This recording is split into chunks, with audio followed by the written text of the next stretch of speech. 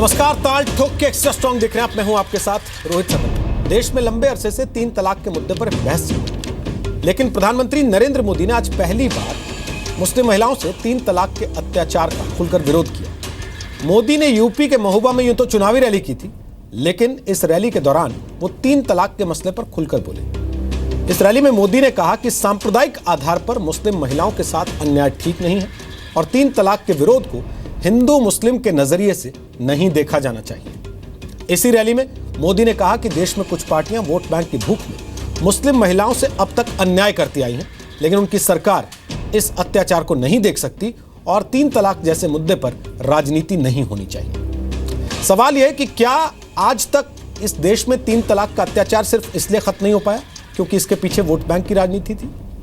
क्या नरेंद्र मोदी ने खुलकर आज ये बात कह के इस बारे में एक लक्ष्मण रेखा खींची है? इसके अलावा सवाल यह भी है कि जिस तरह 3 तलाक के विरोध के लिए मोदी ने यूपी की जमीन चुनी, तो क्या यह बीजेपी की सोची समझी चुनावी रणनीति है? और यूपी में 3 तलाक का विरोध क्या साल 2017 में होने वाले यूपी चुनाव में मोदी का मास्टर स्ट्रोक होगा? 3 तलाक का मुद्दा फिलहाल सुप्रीम कोर्ट में है और मुस्लिम पर्सनल लॉ बोर्ड इसे शरीयत में दखल बताकर इसका विरोध कर रहा है। इसके लिए देश भर में एक हस्ताक्षर अभियान भी चलाया जाए। लेकिन खुलेआम 3 तलाक का विरोध करके क्या मुस्लिम महिलाओं के मन की बात हो रही है?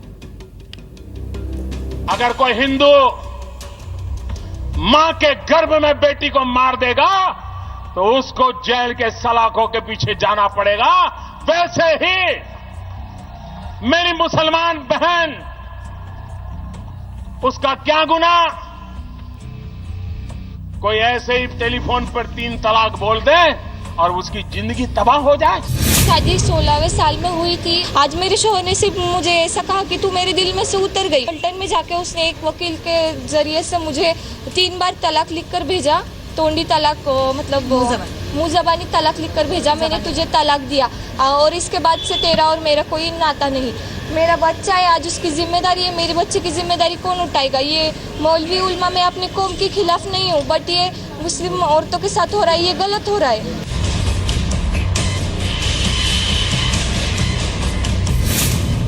क्या 3 तलाक पर मोदी ने की मुस्लिम महिलाओं के मन की बात? क्या मुसलमान बेटियों के हकों की रक्षा होनी चाहिए कि नहीं होनी चाहिए? क्या मुसलमान माताओं बहनों को रक्षा मिलनी चाहिए कि नहीं मिलनी चाहिए? क्या मुसलमान बहनों को समानता का अधिकार मिलना चाहिए कि नहीं मिलना चाहिए?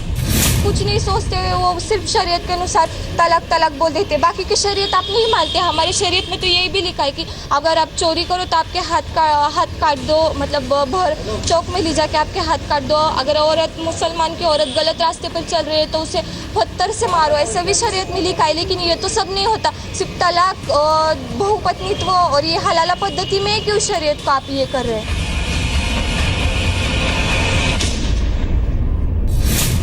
क्या पीएम मोदी ने 3 तलाक पर लक्ष्मण रेखा खींच दी है? हिंदुस्तान की कुछ पॉलिटिकल पार्टियां वोट बैंक के भूख में 21वीं सदी में मुस्लिम औरतों के साथ अन्याय करने पर तुले हुए हैं। इस तरह से कुरान शरीफ में जो जिक्र किया गया है 3 तलाक के बारे में, तो 3 तलाक का कहीं जिक्र नहीं है कि एकदम से आप at a time, one time में 3 बार तलाक कहकर और किसी महिला की ज़िंदगी को आप ख़राब कर दें या फ़ोन पे, टेलीफोन पे कह दें, तो ये एक बहुत ही गलत बात है। एक गलत मैसेज जाता है समाज में। ये उन लोगों के लिए जिन्होंने इस पर राजनीति करनी है। हिंदुस्तान में 3 तलाक के सियासी विलन कौन? प्रधानमंत्री का स्टेटमेंट बिल्कुल सही है। 3 तलाक का जिक्र कुरान में कहीं नहीं है। और हम औरतें क्या मांग रही हैं? हम ये कह रही हैं कि 3 तलाक पे पाबंदी लगे, क्योंकि कुरान की रोशनी में ये सही नहीं है। हम उसको अप्रिशिएट करते हैं। किसी की जिंदगी बर्बाद नहीं करती शरीयत, किसी बच्चों को यतीम नहीं करती शरीयत, किसी का रिश्ता नहीं तोड़वाती, लेकिन ये शरीयत की आड़ में लड़कियों के साथ बेतुका सुलूक हो रहा है।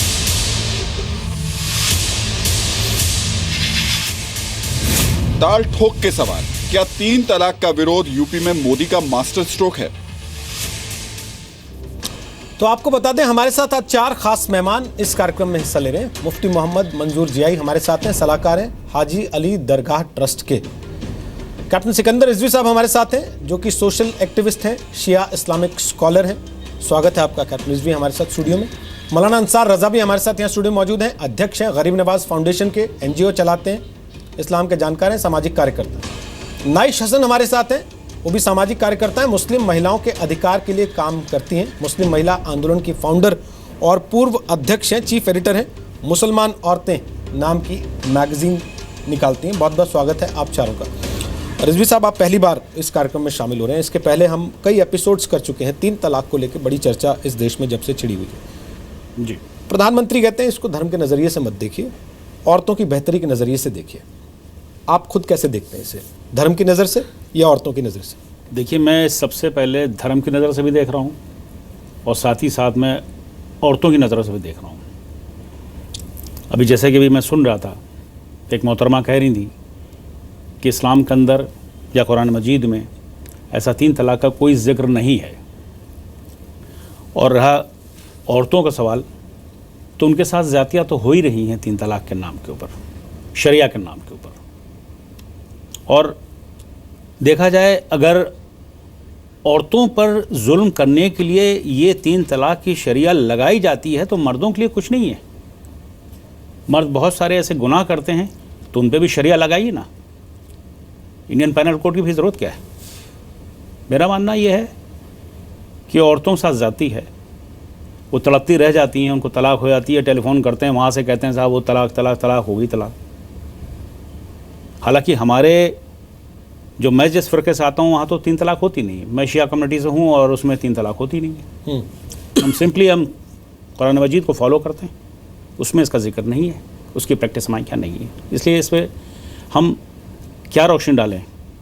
3 तलाक करके, जैसे कि अभी माननीय प्रधानमंत्री जी ने कहा कि औरतों के साथ ऐसी ज़ातियाँ हो रही हैं, बिल्कुल सच है, हो रही हैं। हमारे पास पड़ोस में भी ऐसे होते हैं, हाथ से हम देखते चले आ रहे हैं। वो तड़पती रहती हैं, वो लौट के आती नहीं, बाहर से ही तलाक दे रहे हैं।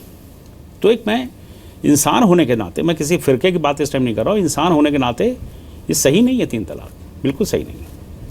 मौलाना साहब, अक्सर आपसे हमने पहले भी बात की, आप लोग कहते हैं कि ये बात सच है, कुरान में 3 तलाक का कोई जिक्र नहीं है, लेकिन 3 तलाक होता है, इस बात को भी आप इनकार नहीं करते। अगर कुरान में है ही नहीं तो आप इंस्टेंट 3 तलाक को बैन करने के लिए खुद क्यों नहीं खड़े हो जाते कि ठीक है ये तो गलत हो रहा है, इसको बैन करना चाहिए, इस पर कानूनी रोक लग जानी चाहिए? देखिए रोहित जी, इस मसले पर तकरीबन 7 महीने से डिबेटें चल रही हैं। जिसकी समझ में जो आ रहा है अपने अपने हिसाब से एनालिसिस कर करके दिखा रहा है। उस चीज़ को समझने की कोशिश कोई नहीं कर रहा कि आखिर ये 3 तलाक का मसला है क्या।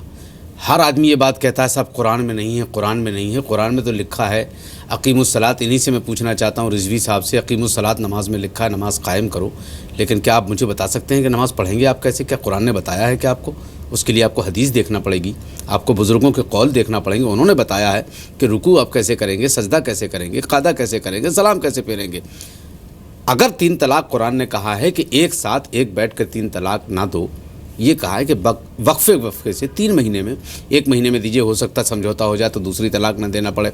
अगर दूसरे महीने में समझौता नहीं होता है तो तीसरे महीने का इंतज़ार किया जाए। लेकिन रोहित जी, एक बात आज तक हमारी समझ में नहीं है, इस बात पर बहस, जिन जाहिलों को अपनी बीवी को तलाक देना है वो 3 महीने इंतज़ार कर लेगा।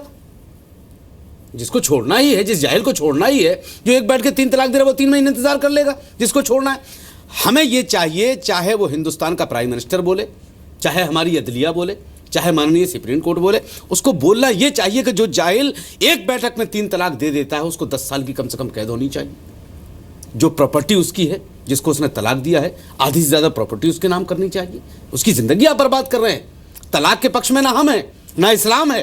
अल्लाह ताला के नज़दीक जायज़ चीज़ों में अगर कोई चीज़ नापसंद है तो वो तलाक है, लेकिन हुक्म तो है कि अगर तलाक देना पड़े तो आप दे सकते हैं उसको। लेकिन उसको राजनीतिकरण करना, तलाक का, शरीयत पर हमला करना, इस्लाम पर हमला करना, तमीज़ है नहीं कुरान को समझेंगे, तमीज़ है नहीं हदीस को समझेंगे, आकर के भाषण देना शुरू कर देंगे। कुरान ये कहता है, कुरान ने जो तलाक का तरीका बताया वो 3 महीने का पीरियड रखा हुआ है। उस हिसाब से जिसको देना होगा 3 महीने का फॉलो करेगा। आप मानते हैं ना कि जो लोग इंस्टेंट 3 तलाक दे रहे हैं वो कुरान के हिसाब से नहीं दे रहे, वो इस्लाम के हिसाब से दे रहे हैं। लेकिन इस्लाम खाली कुरान ही इस्लाम नहीं है, आप हदीस से अलग नहीं हो सकते। इंस्टेंट 3 तलाक भी जायज़ आपके हिसाब से? बिल्कुल, एक साथ नहीं देना चाहिए, लेकिन अगर वो दे देगा तो तलाक हो जाएगी। विषय लोग दे रहे हैं, आप मानते हैं? बिल्कुल वो हो जाएगी, अगर वो दे रहा है तो तलाक हो जाएगी, लेकिन टेलीफोन पे नहीं।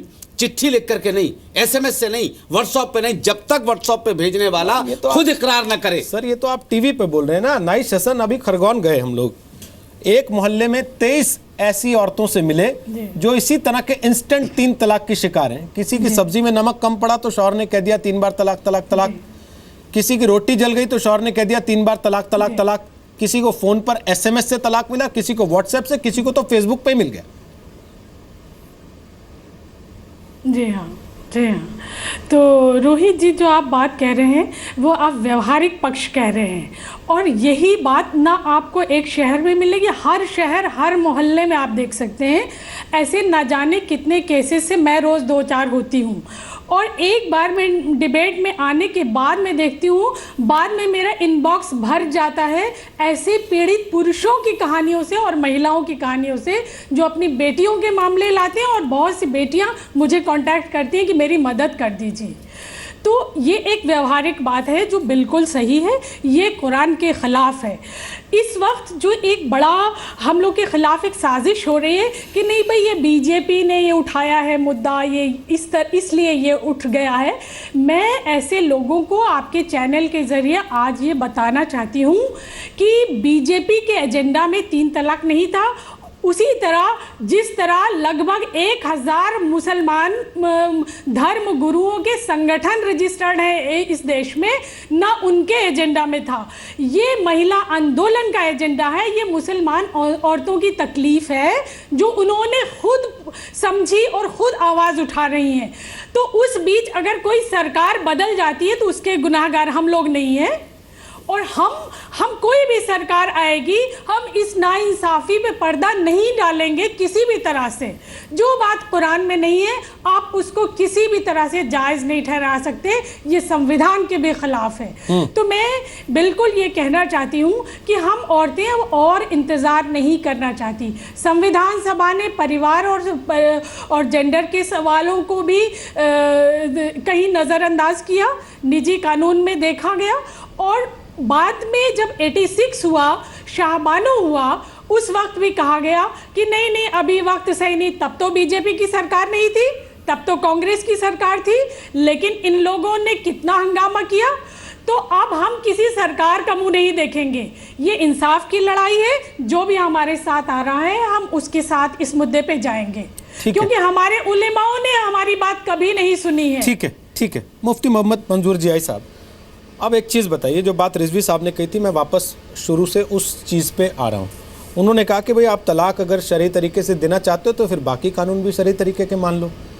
जब क्रिमिनल पैनल कोड बनता है तो शरीयत में दखल मंजूर हो जाता है सबको, लेकिन जब सिविल पैनल कोड में कोई बदलाव की बात आती है कि 3 तलाक इंस्टेंट ना हो, इस पर बैन लगाया जाए, तो सब कहते हैं कि तो इस्लाम के खिलाफ है, ये शरीयत में दखल है। क्यों?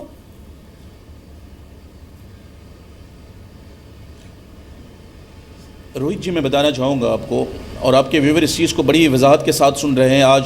आज की बात करने के जो लहजे हैं बड़े सुंदर तरीके से बात की जा रही है। मैं इस चीज़ को वाज़े लफ्ज़ों में कहना चाहूँगा। हेलो, बोलिए, सुन रहे हैं सब आपको। रोहित सुन रहे हैं आप मुझे? जी सब सुन रहे हैं। रोहित, मैं एकदम बहुत वाज़े लफ्ज़ों में कहना चाहूँगा, हमारी बहन ने जिस तरीके से अभी वजाहत की कि कुरान में नहीं, हम उसे नहीं मानेंगे। हम उन्हें बता देना चाहते हैं, जैसा कि मौलाना अंसार रज़ा साहब ने अभी कहा कि नमाज का तरीका कुरान में नहीं, आप उसे ना माने। निकाह के जो तरीके हैं वो कुरान में नहीं है, उसको भी आप ना माने। आज़ान के अल्फाज कुरान में नहीं है, उसे उस तरीके से भी ना माने। आप किस चीज़ को देखना चाहते हैं? शरीयत मुत्तहरा सिर्फ कुरान मुक़द्दस से नहीं बनती है। शरीयत मुत्तहरा जो होती है कुरान और हदीस और इजमा से बनती है।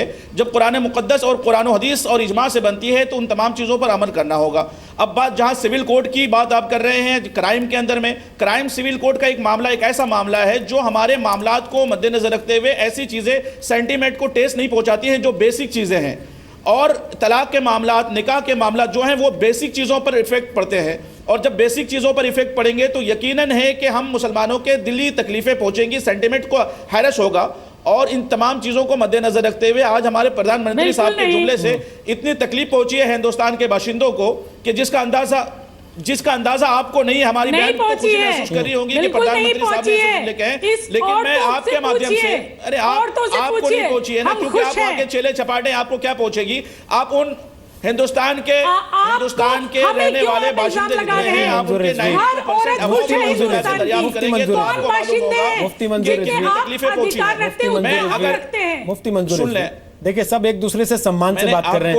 आप कह रहे हैं चेले चपाटे, पहले ये अच्छा शोभा नहीं देता आप जैसे ओहदे पे बैठे आदमी को कि एक महिला को आप ये कहें कि आप चेले चपाटे हैं। अभी आप कह रहे थे आज बड़े अच्छे माहौल में बात हो रही है, आप खुद ही खराब करना चाहते हैं। फिर उसे हम मुल्ला के अंडर में काम करेंगे तो क्यों बीच में इंटरफेयर कर रही हैं हमारी बहन? हमारी बहन क्यों बीच में इंटरफेयर कर रही है? ये जुमला आपका ठीक नहीं है। रख देने दिया जाए उन्हें, उनकी बात। ये जुमला बड़ा ठीक है कि ये चेले चपाटे हैं, वो भी ठीक नहीं। फिर आपको कोई चेला चपाटा कहता है तो हम उसका भी बचाव करते हैं कि नहीं, ये कहना जायज नहीं, किसी मेहमान का अपमान करना। हदीस की रोशनी में सुनना ठीक है, आपने जो बात कही मुफ्ती मंजूर रिजवी की बातें उनसे सुन लिया करें। मुफ्ती मंजूर जी साहब एक सेकंड रुक जाइए। आपने जो बात कही, हम दोनों बराबर के नागरिक हैं इस देश में। ठीक है, नाइस हसन, जो मुफ्ती मोहम्मद मंजूर कह रहे हैं मुझे समझ में नहीं आया वो क्या। हिंदुस्तान के नागरिक आप आप समझा सकते हैं, आपको समझ में आया? मेरे समझ में आ रहा है जो कहना चाह रहे हैं। मतलब नहीं है कि आप कुरान और हदीस की बातों को ठुकरा करके दुनिया के सामने ठीक है सर, ठीक है, बदनाम करने की साजिशें रचें। ठीक है सर, ठीक है, आप इस तरीके से कह करके इस्लाम को बदनाम करने की साजिशें आप लोग रच रही हैं और दुनिया के सामने ये बात वाज़ेह हो गई है। कोई नहीं रच रहा है, कोई नहीं रच रहा है। जब ये दुनिया के सामने वाज़ेह हो चुकी है कि खुल्ला कुरान और हदीस की मुखालिफत कर रहे हैं। बात कुरान में लिखी गई है। एक मिनट, इस्लाम का संविधान किस चीज से चलता है? रोहित जी, क्या एक सवाल? इस्लाम का संविधान किस चीज से चलता है? सर, देश का भी एक संविधान होता है, मसाइल शरीयत देश का भी एक संविधान होता है। अगर आप देश के नागरिक हैं तो देश का संविधान मानेंगे कि धर्म का पहले? बिल्कुल उसी संविधान ने तो हमें हक दिया है ना। ये जो बात कर रहा हूं वही संविधान तो अब सवाल कर रहा है उसे, वही संविधान तो कह रहा है कि हम बदलाव चाहते हैं इसके अंदर। वही संविधान तो लोगों से सलाह मांगने गया जिसपे मुस्लिम पर्सनल लॉ बोर्ड ने सीधे सीधे फतवा दे दिया एक तरह से कि नहीं हम इसका विरोध करेंगे। रोहित भाई जब ना तो यहाँ बैठ सकते, संविधान के दायरे में तो शुरू हो जाएगा। लॉ कमीशन गया ना लोगों से सवाल पूछने, सर्वे करने के लिए। हम लोग एक चर्चा, एक काम करें, रुक जाइए एक सेकंड। रिजवी साहब आप अपनी बात रखें पहले, जो आप कह रहे थे। देखिए मुफ्ती मंजूर साहब जो भी अर्ज कर रहे थे, कह रहे थे काफ़ी जज्बाती बात को, मतलब इंडियन पैनल कोड का गौर करिए इनकी अल्फाजों के ऊपर। ये इंडियन पैनल कोड को भी जज्बात में लपेटना चाहते हैं, 3 तलाक को भी जो शरिया के अंदर उसको भी लपेटना चाहते हैं। मैंने शुरुआती पहले ही यही करी थी और मैंने कहा था कि सारा शरिया जो है औरतों ही के ऊपर है। आपने गलत तरीके से समझा इसे। नहीं, आप मुफ्ती साहब सुन लीजिए, मेरी बात को पहले सुन लीजिए आप पहले।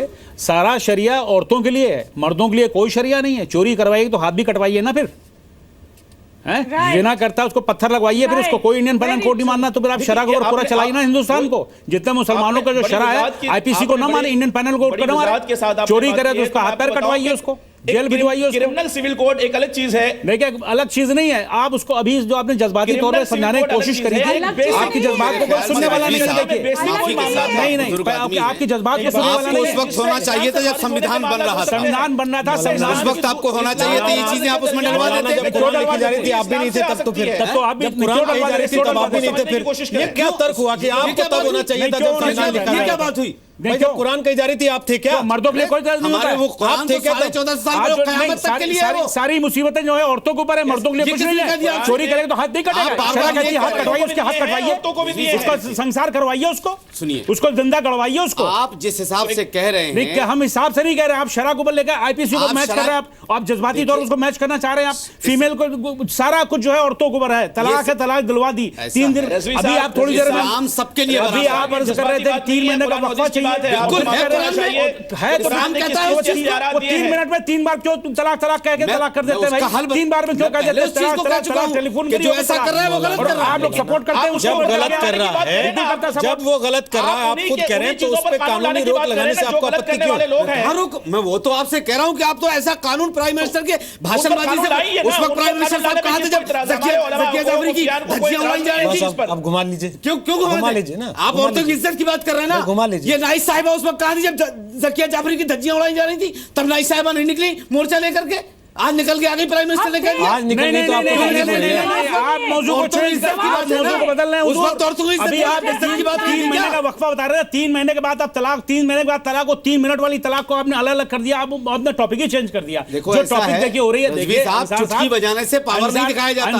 अंसार साहब आप चीख चिल्ला के नहीं बात कर सकते। हम नहीं बात कर सकते। हमें मालूम है कि अपने बड़ों से कितनी तमीज से बात करनी है, लेकिन बड़ों को भी चाहिए कि तमीज से बात करें। अभी आपने कहा था कि 3 महीने के अंदर तलाक। मैं भी फिर कह रहा हूं कि इस्लाम का यही तरीका है। जब आपसे कहा जाता है कि 3 मिनट के अंदर करते हैं, आप उसको मानते हो? कहते हाँ उसको भी मानते हैं। अभी मानते जो आदमी दे देगा तो हो जाएगी। खुद ही कहा था कि 3 इंस्टेंट कह देगा तब भी वो जायज है सर। लेकिन 1 मिनट, आपने ये भी कह दिया 3 महीने का अंतर होगा तो जायज है, 3 मिनट में होगा तो भी जायज है। अगर सर 1 मिनट मेरा सवाल सुन लीजिए। मेरा सवाल बड़ा सीधा सा है भाई, कोई वजह भी बताई गई होंगी साथ में, किन वजहों में, किन परिस्थितियों में जायज है? उसमें कहा गया कि सब्जी में नमक कम हो तो 3 तलाक जायज है? बिल्कुल नहीं। उसमें कहा गया कि रोटी जल जाए तो 3 तलाक जायज है? उसमें कहा गया कि शौहर के सोते बच्चा रोने लगे और उसकी नींद टूट जाए? बिल्कुल नहीं। यही तो कमाल है। हम यही कह रहे हैं कि जो लोग इस तरह की बदतमीजी की वजह से नमक नहीं है, ये नहीं है, वो नहीं है, बिस्तर ठीक नहीं बनाना, उस पर अगर ये तलाक दे देते हैं तो इन लोगों को कड़ी से कड़ी सजा का कानून की मांग करना चाहिए और हम लोग उसका सपोर्ट करेंगे कि ऐसे लोगों को कड़ी से कड़ी सजा मिलनी चाहिए। सजा जब उसके लेजिस्लेटिव बैकिंग तो होने दीजिए। कैसे बैकिंग करेंगे आप? सुन तो आप मुझे एक बात बताइए। उनकी बात तो सुनिए, उनको बात पूरी कर लेने दीजिए। बोलिए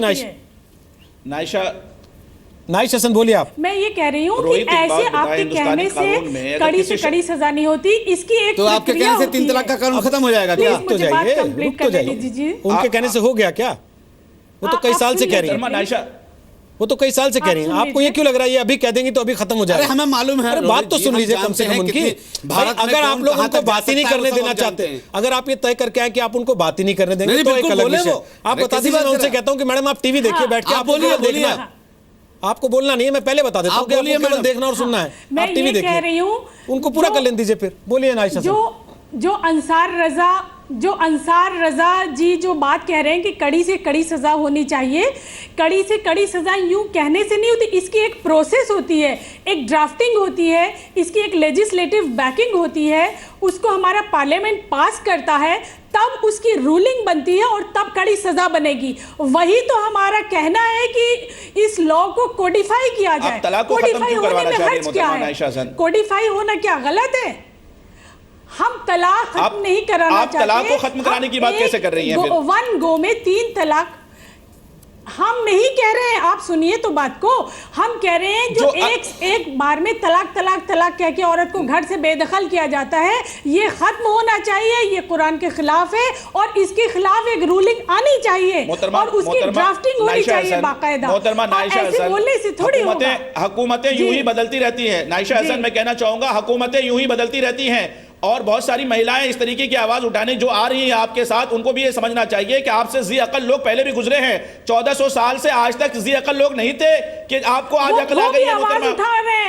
अच्छा एक बात, इतने सारे लोग जिन्होंने कुरान हदीस को समझा था, जिन्होंने कुरान की बातें की थी, जिन्होंने आपको एहसन हसन की बातें बताई थी, जिन्होंने तलाक के तरीके आपको बताए थे, जिन्होंने नमाज पढ़ने का तरीका आपको बताया था मोहतरमा, उन्होंने भी ये चीजों को समझा होगा ना। अगर उन्होंने नहीं समझा था कि आज से पहले जितने लोग थे, रोहित, मैं पूछना चाहूंगा हमारी बहन से, रोहित, समाज बदलता है, 1400 साल में सिर्फ नहीं बदला क्या? समाज बदलता है, शरीयत नहीं बदलती। बदला क्या मौलाना साहब? इस्लाम नहीं बदलता। मौलाना साहब, इस्लाम ने, हमारे पैगंबर ने 1450 साल पहले जो लिख दिया वो अटल है क़यामत तक के लिए, वो नहीं बदलेगा। मौलाना साहब, आप तो मुझे एक बात बताइए नाइस साहिबा, एक सवाल कर नाइस साहिबा, पूछ लीजिए, फिर मैं रिजवी साहब के पास। जी बिल्कुल।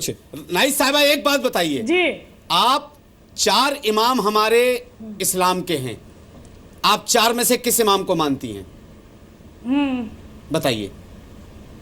मैं एक किसी का नाम नहीं लूंगी, मैंने सब पढ़े हैं, मुझे पढ़े हैं ना आपने? बहुत सी अच्छी बातें पसंद है, ठीक है ना? तो मैं जी हाँ, चारों इमाम आपको, चारों इमाम को मानती हैं ना आप?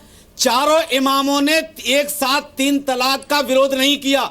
आप क्या उन इमामों से बड़ी हैं जो आज आप विरोध कर रही हैं? बिल्कुल नहीं जी, विरोध किया है। किसने? अगर विरोध किया होता तो खत्म हो गया होता वो मामला। हम उनके मुकन्निद हैं। सवाल का जवाब तो लीजिए, आपने सवाल का विरोध किया है। उन 4 इमाम में से एक का विरोध बताया, हम सामने लाए। किसने? बताइए, आप मुझसे पूछिए, बताइए, आप नाम तो सुनिए, वो बताइए, मैं बता रही हूँ आपको। हाँ। वो देखिए, एक तो शिया स्कूल ऑफ थॉट नहीं मानता, सुन्नी में भी 3 तलाक सभी फिरके नहीं मानते, सिर्फ हनफी लोग मानते हैं। हनफी लोगों को आप जैसे लोग प्रवोक करते हैं कि यही हदीस है, यही शरिया है, यही सच है। आप 4 इमाम का तस्करा हमने किया है, 4 में से 1 इमाम काम कर रहे हैं। एक काम कर रहे हैं। 4 में से किसकी बात आप कर रही हैं मोहतरमा? आप लोग बात को डिवेट ना करें। मैं वापस आ रहा हूँ इस चीज को लेके। ब्रेक के बाद रिजवी साहब, मैं आपसे एक चीज पूछूंगा कि 4 में से किसने मना किया है? 1400 साल हो गए इस्लाम को, तो 1400 साल में इस्लाम ने कोई बदलाव नहीं किया क्या? 1400 साल में आज के समाज के साथ चलने के लिए, कदम ताल चलने के लिए मुसलमानों ने अपने जीवन में कोई बदलाव नहीं किया। वैसे ही रह रहे हैं, वैसे ही चल रहे हैं, वैसे ही जी रहे हैं जैसे 1400 साल पहले लिखा गया था। और अगर वहां कर लिया तो यहां करने को इस्लाम पर खतरा और हमला बताया क्यों जाता?